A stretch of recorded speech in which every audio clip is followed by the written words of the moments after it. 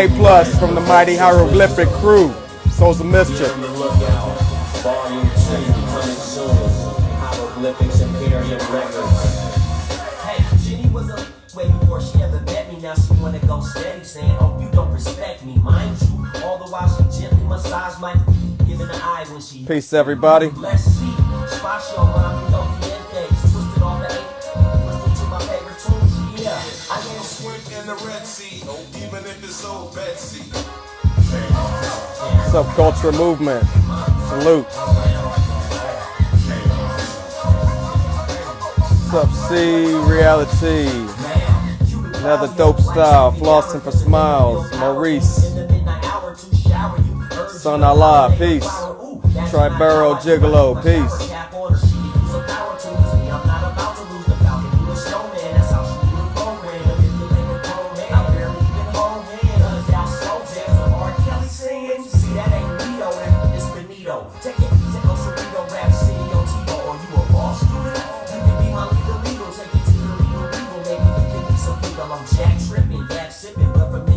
If you guys got any questions, leave them in the comments. I'll try to get to them if time permits.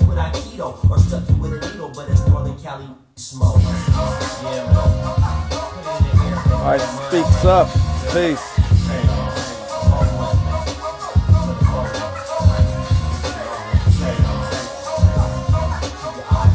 Triton, Bakali, peace.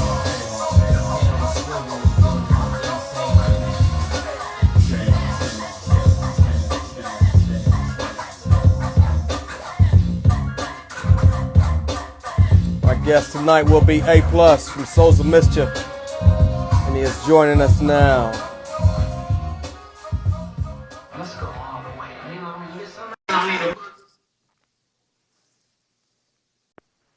Peace. Hey, Sin-seer, what's up with you, brother? Chilling, man. Thank you so much for joining me this evening. No, I mean, let me start off by saying I appreciate your candor and your patience, bro, because, you know, we talked about this a while ago. You know, COVID is hectic, and I ain't an excuse type person, but right. I'm an atonement type person, and just so anyone listening here is like, you reached out a while ago to make this happen, and I humbly say, like, thank you, and that's on top of me balking on our last date a couple of days ago. So just for so I feel better as a selfish Aries wanting to atone, right? And to give you your proper respect, man, and so the people know that, like, this ain't a fly-by-night interview. Like, we've been trying to put it together, and I'm thankful to be here. Thank you so much. Like I said, man, we're only human and things happen. So thank you as well. That's what you said, man. That's why I say I appreciate your candor, because you were like, hey, bro, things happen. I was like beating myself up because I'm a punctual, be there type person. Right, I understand. I'm a word is bond type person, and like when I let that down, man, like somebody doesn't always give you the opportunity to atone. So that alone is why I said thank you for your candor, man. And so here we are. No doubt, day one fan. It's an honor to be here with you this evening. We're gonna do a little history lesson, and then we're gonna work our way up to what you currently have going on, because last year you were a very busy man, and I want to make sure everybody knows about that. If you could take us back to where you were born and raised. I was born in Denver, Colorado. I was born by my mother and my father are both Jamaican immigrants. They came here in the early 70s and immediately had my sister and myself, like fresh out of like, you know, some escape love story, go to America type stuff. And, you know, my sister was born in Brooklyn. My parents had dreams of heading west. So as soon as they had her, they started heading west. I was conceived in Toledo and born in Denver. Then we kept heading west, and we were in Oakland by the time I was 1 year old.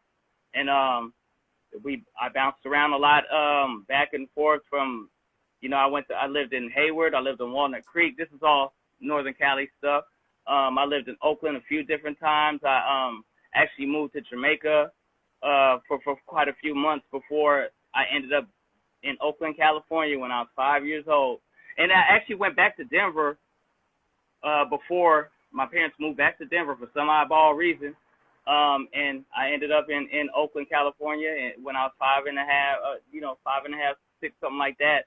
halfway through the first grade, that's when I met, you know, we'll get into that. That's when I met Tajay, Dale, Casual, and a bunch of other people that those brothers all know too, that we're still cool with.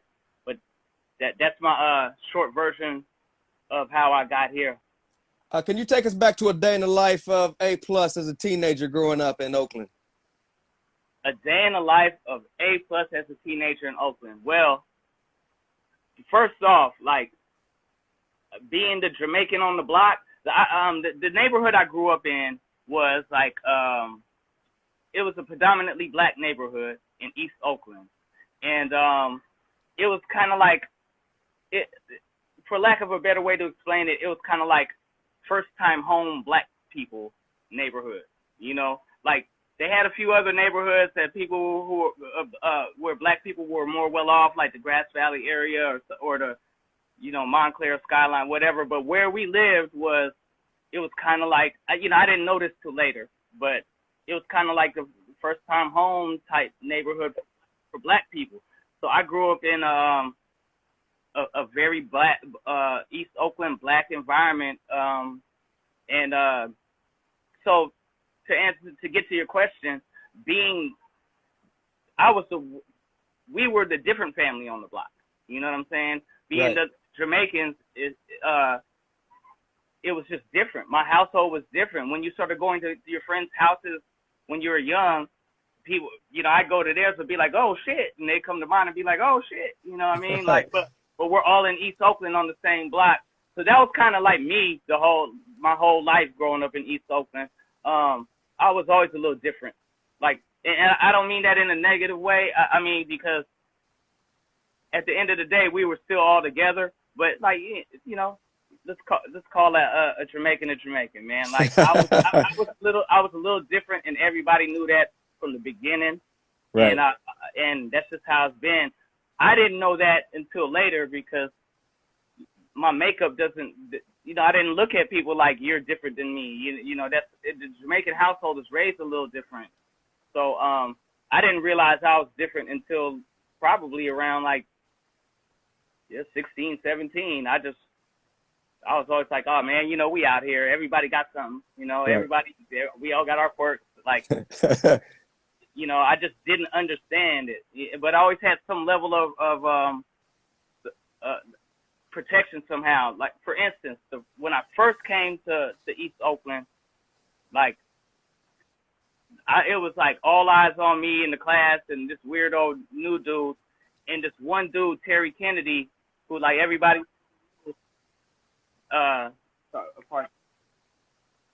who everybody already knew, like, just kind of was like, I like dude, we gonna leave him alone. And that was kind of like how I survived in East Oakland. If it wasn't for him, that's first grade. Like, everybody was like, he was the big dude in first grade. And that kind of let me like grow in East Oakland without feeling like I had to fight my way for my respect. Like, I kind of, you know, but I was always a weirdo to everybody, like the cool weirdo, you know. Right. Any obstacles you had to endure growing up there? Oh yeah, definitely. Definitely. Besides the same obstacles that everyone,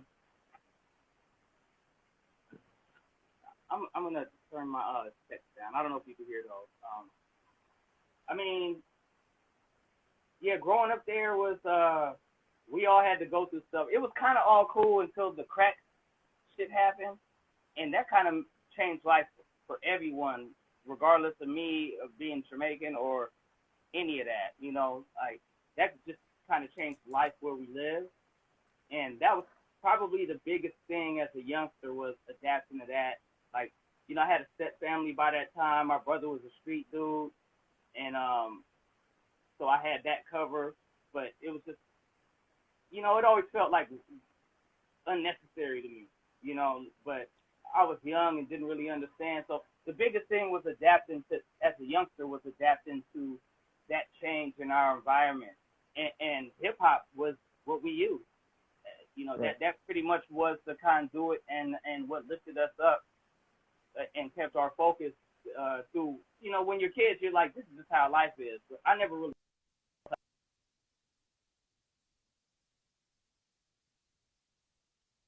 was talking to me, you know.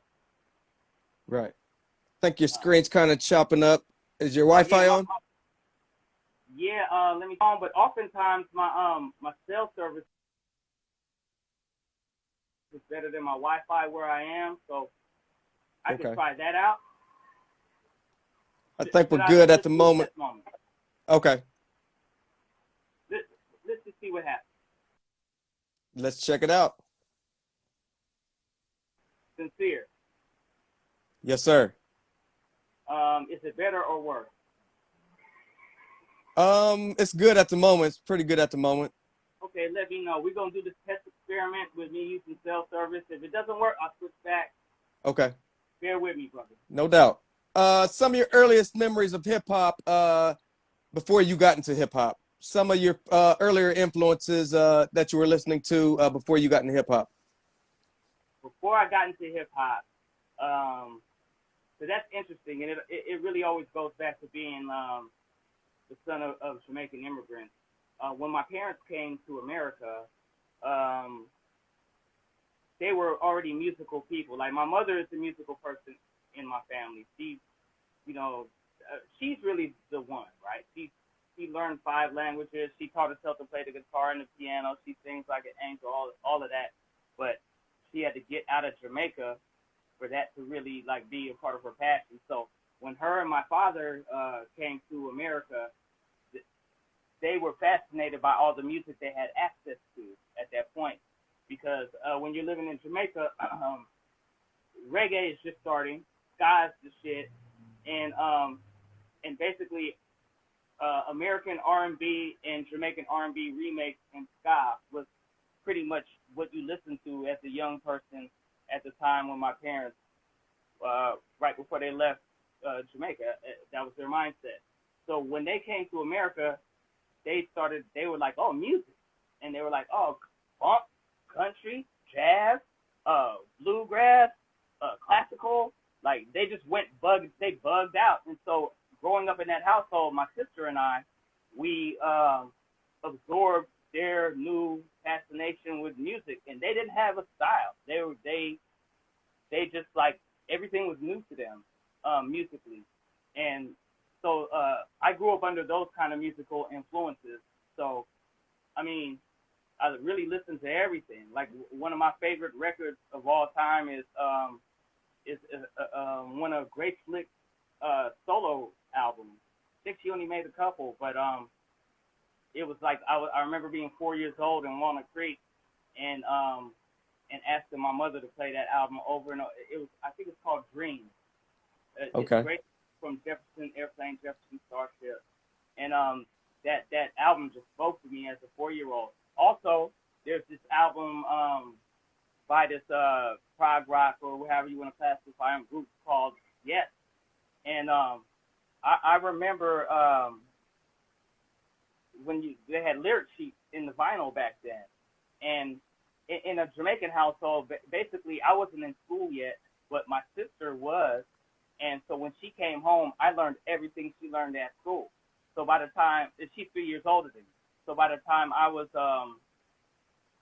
ready to go to school, I already knew how to read, and so they thought I was smart, but really I wasn't. I just had a little whatever. So there was this one album to where I couldn't read the lyrics because they were printed in cursive, and that's how I learned cursive. Was from this one Yes album. So I mean, to answer your question, my influences they're wide and varied, and I just love music, and to me, music is magical. It it transcends all of the differences, the unique differences that human beings have. Right. I don't know. It's hard to explain. It really is. It's above all of our petty strifes and differences, and it's something that always provides a unifying platform for people. Right. Through every struggle, like music is a big deal. Like every martial art that happened back in the day was like dancing. They were pretending to be dancing, and they were actually learning how to create an uprising. Right. So like my musical influences, more anything, it's just the power of music itself, you know, Right. and what it did to my family. Like, I grew up watching what it did to them, and it opened their minds to where they grew up being worldly people, like non-racist and non-bigots, and just because music, uh, the divisiveness that they would get from the world didn't match with the unification that they felt with different people through music. It just didn't make sense, and I was raised in that environment. At what point did you eventually get into hip hop? I know you also produced. What came first for A plus? Some would say they were dancers, graffiti artists, DJs. What came first for A plus? Uh, my first encounter with hip hop music was, again, like I just described about my parents.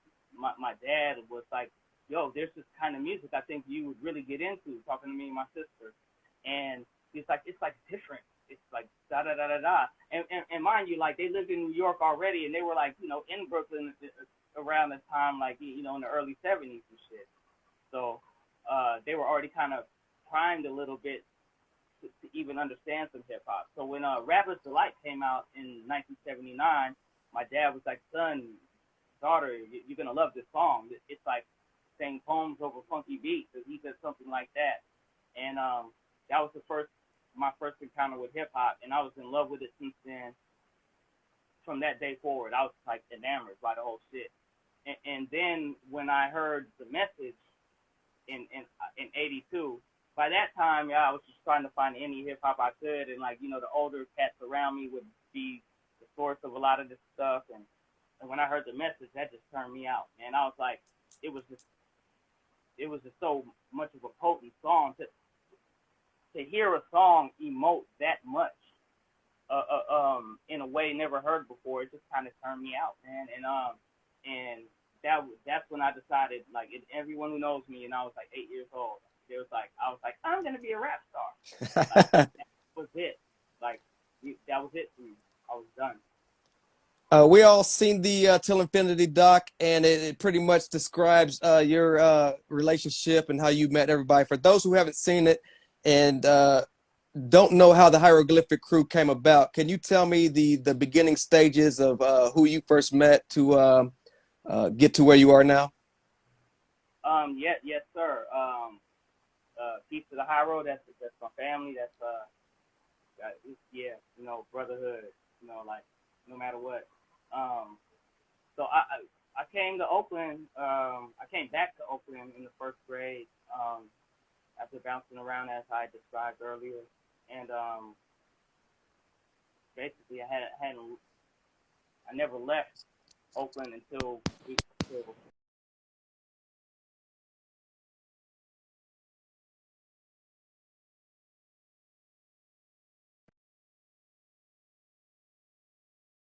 as far as it concerns the Hieroglyphics members. I met Tajay, I met Casual, and I met Dale, all in the first grade. Granted, Dale was a little bit older than us, a couple years older than us, but we just connected. Like, it was weird for him to be friends with me back then, and you know, like, the other fellas ended up, like, getting cool with him later after that, but I met all three of them dudes right then at that time, and yeah, like, you know, I really, like, immediately clicked up with Dale and Tajay. Really tough. Like, Tajay and I were closer at that time because he lived mad close to me, and we were in the same age group, and but I also clicked with Dale. It was like we had a stretching relationship. Like, our parents had to talk. It was like, why is this third grader hanging out with this first grader? You know, like, that's weird. You know. So, and then Casual lived on the same block, and me and him clicked up, like, we clicked up on block shit. Like, you know what I'm saying? But we ended up getting tighter later. But, like, yeah, that's when I met them boys. You know, and Right. yeah, love them, man. Can you tell us a little bit about A plus paying his dues earlier on before forming Souls of Mischief? What did you have to do to get your name out there? Oh man, oh my goodness, I was relentless. I did anything. And this is partially going to answer what I didn't answer about your earlier question. Is that like, we started off as dancers and stuff, and by the time I wasn't even out of elementary school when I took a serious initial dedication, as much as you can have as a fifth grader, into being a DJ. And my older homeboy, Trevelyan, from the block, from Hill 100, they call him Chewy. He was Trevelyan, that's my dude. For whatever reason, like he was an older dude, but he was in between my older brother, who was a street dude, and he was a street dude, and I was younger. But back then, like, hip hop was, I guess it had something to do with that. I had an older brother that niggas knew, but we connected on a hip hop thing, and he was already DJing, and I was like, how do you do that? Because I could hear it through all the tapes up to that point, and however you could get your hands on hip hop. In the 80s, people were trying to figure out how it's done. Like, how is this music being created? Right. What is what is a scratch? How is that sound being made? So, I remember, like, Chewy got me he took me to my first house party. It was like somewhere in the 30s. I was like literally in like the 5th grade. And that turned me out to DJing. So I became like a DJ. I went and got my turntables. I had them in my room. I spent all my money on vinyl, like shining shoes, cutting grass, whatever I could do to get to the record store. It became my obsession.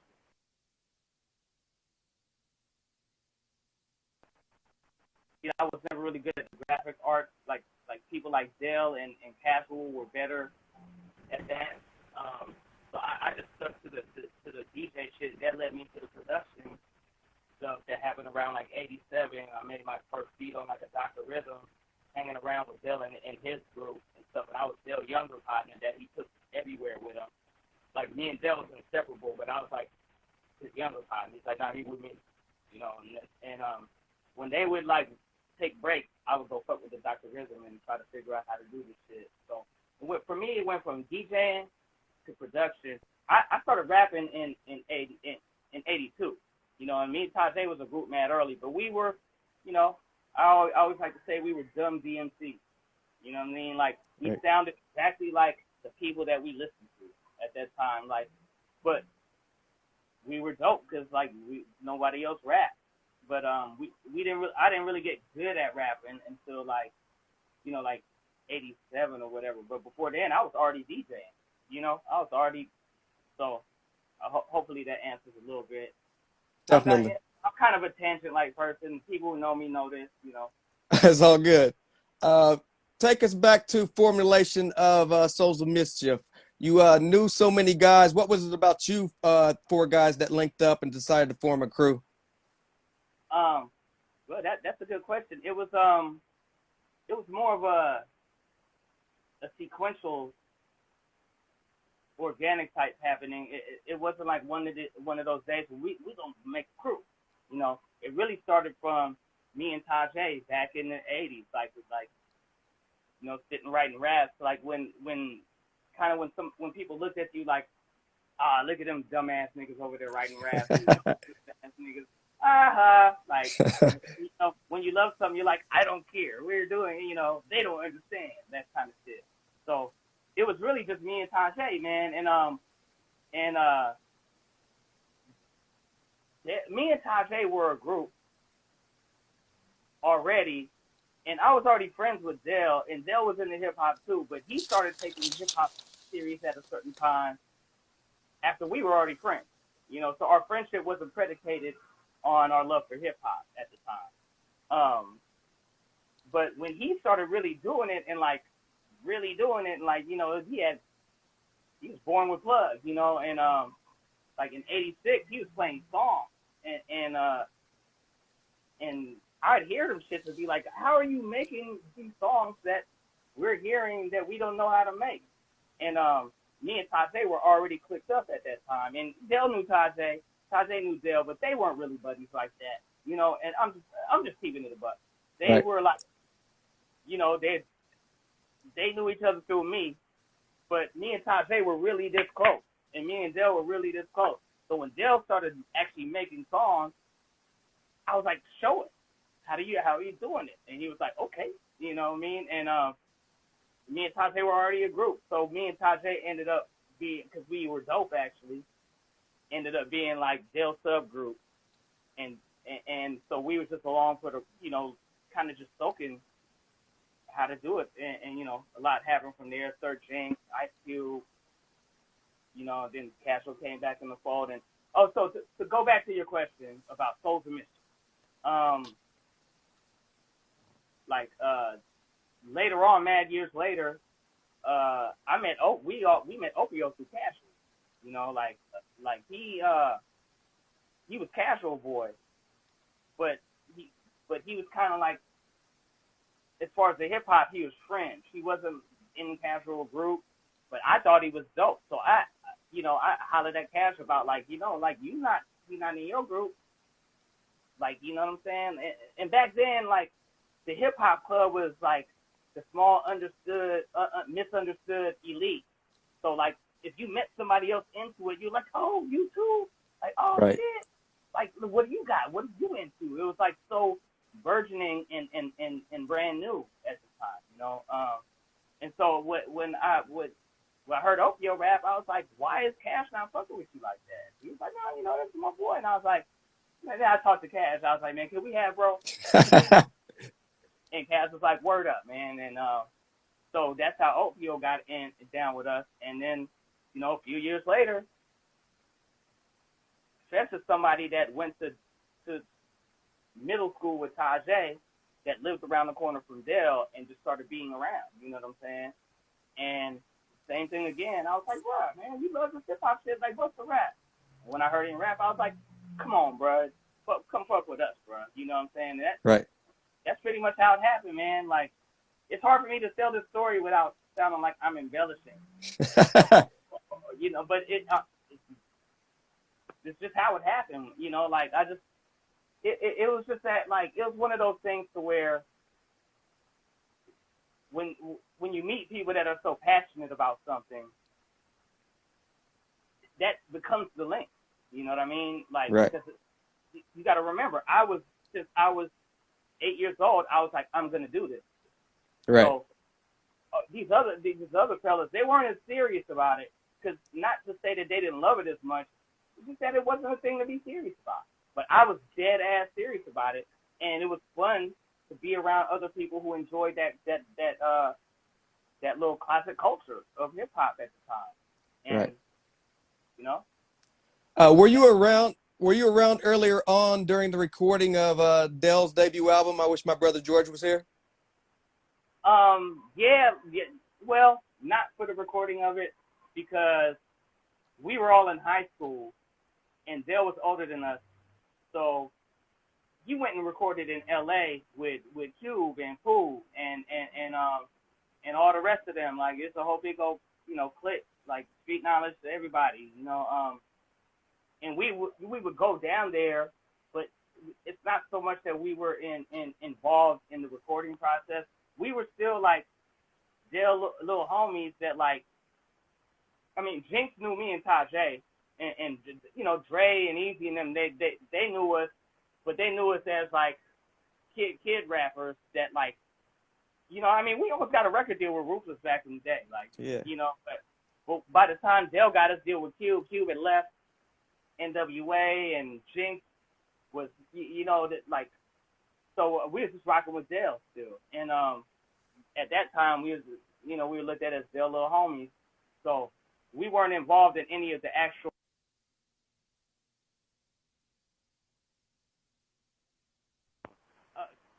I mean, pissing on the steps, like, and there's certain things that happened around us that ended up going for his album, but I can't say that we did that, you know. But like, right. We didn't have much hands on with Dell's first stuff at all. I mean, we were like 15, bro, like 16, and right. and he was out of school, and we were still hiding, smoking, and whatever, and he was hanging out with Ice Cube, his cousin, you know what I mean? Right. So we didn't really have